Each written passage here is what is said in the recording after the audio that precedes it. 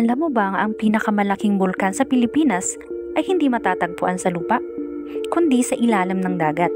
Ito ang Apulaki Caldera, isang napakalaking underwater volcano na natuklasan ng mga siyentipiko noong 2019. Matatagpuan ang Apulaki Caldera sa Philippine Rise, na dating tinatawag na Benham Rise sa silangang bahagi ng Pilipinas.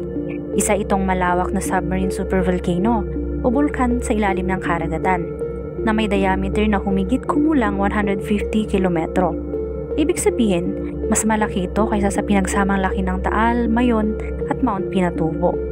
Ayon nga sa pag-aaral, ang kaldera ay nabuo matapos pumutok ang isang napakalaking bulkan milyong-milyong taon na ang nakalipas. Pagkatapos ng pagsabog, gumuho ang gitna ng bulkan at nabuo ang isang malawak na crater na ngayon ay kilala bilang Apulaki Caldera. Pinangalanan itong Apulaki na ang ibig sabihin ay Diyos ng araw at digmaan. Sa kasalukuyan nga, ang Apulaki Caldera ay tinuturing na dormant o hindi na aktibong bulkan.